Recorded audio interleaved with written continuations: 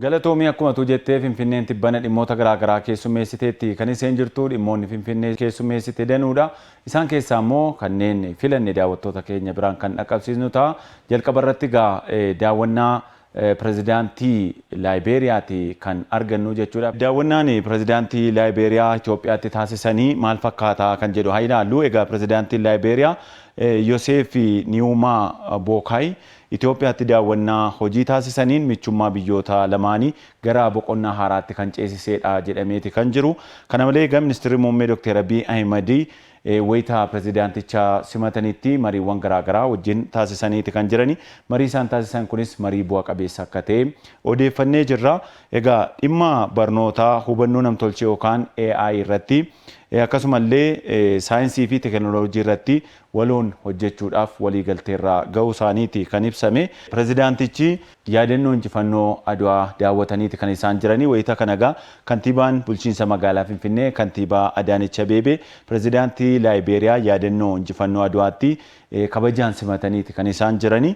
Egaa pirezidaantiin Laayiberiyaa siidaa goototaa yaadannoo injifannoo Adwaa jala abaaboo kaaniiti kan isaan jiranii. Kun immoo bilisummaa guutuu uummata gurraachotaaf fakkeenya kan ta'e godambaa yaadannoo injifannoo Adwaa daawwataniiti kan isaan jiranii.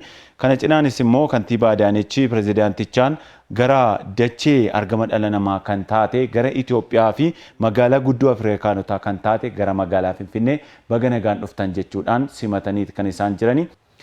Dhimmi keenya ilaallu kanumaan wal qabatee pirezidaantiin Laayiberiyaa jila garaagaraatti fudhatanii kan isaan dhufanii hariiroo loltummaa Itoophiyaa fi Laayiberiyaa irrattis mariin geggeeffameeti kan jiru jechuudha. Biyyoonni lamaan damee teekinooloojii fi indaastirii waraanaan waloon hojjechuu fi walii galaniiti kan jirani.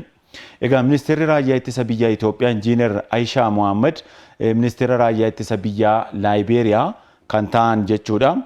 Birgaadeer Jeneraal Jeerlaandii Jaanet Joorji waliin marii taasisaniiti kan isaan jiran. Keessattuu Itoophiyaan teekinooloojii ammayyaa meeshaalee waraanaa hidhattee wal qabate Laayiberiyaadhaaf muuxannoo garaagaraa qooduudhaan deeggarsa taasisuudhaa fi qophii ta'uu isheeti kan ibsame. Marii isaaniitiin egaa dhimmoota tarsiimoo tumsa waraanaa biyyoota lameenii daran guddisuu danda'an irratti mari'ataniiti kan jirani. Egaa Itoophiyaan gama indaastirii waraanaa fi ijaarsa dandeettiin tumsuuf qophii ta'uu ishee mirkaneessuu Injiinar Aishaan yeroo sana dubbataniiti kan jirani. Laayiberiyaanis raayyaa ittisaa Itoophiyaa irraa barachuuf fedhii guddaa kan qabdu ta'uu ibsaniiti kan jiranii jechuudha. Inni biraan hariiroo Itoophiyaa fi Kanaadaati. Guyyaan kabajaa ayyaana waggaa 60ffaa hariiroo biyyoota lameenii Yuunivarsiitii Finfinneetti mariidhaan kabajamee jira.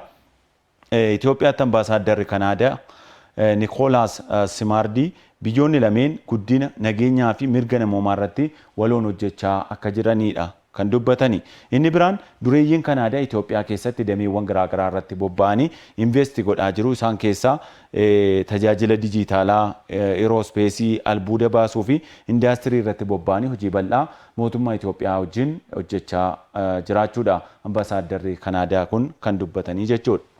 Dhimmi keenya biroon Finfinneen tibbana keessummeessite keessa walgahii koomeessaa 13ffaadha kan magaalaa Finfinneetti taa'ame. Walgahiin teeknikaa dhimma koorniyaa fi dubartootaa gabaa waliinii bahaa fi kibba Afrikaa yookaan koomeessaa inni 13ffaan magaalaa Finfinnee keessatti dhimmoota garaagaraa kaasuudhaan mari'ateeti kan jiru. Yeroo kanatti egaa Itoophiyaan walqixxummaa koorniyaa fi fayyadamummaa diinagdee dubartootaa irratti xiyyeeffannoodhaan hojjechaa jiraachuu isaa biyyoonni garee koomeessaa keessaa dhufan ragaa ba'aniiti kan jirani.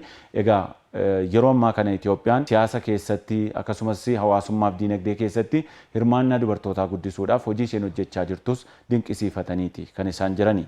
Kabajamtoota daawwattoota keenyaa dhimmoonni Finfinneen tibbana keessummeessite danuudha isaan keessaa filannee isin biraan kan dhaqqabsiisne kanneen amma daawwattan ture waan nu faana turtaniif guddaa galatooma.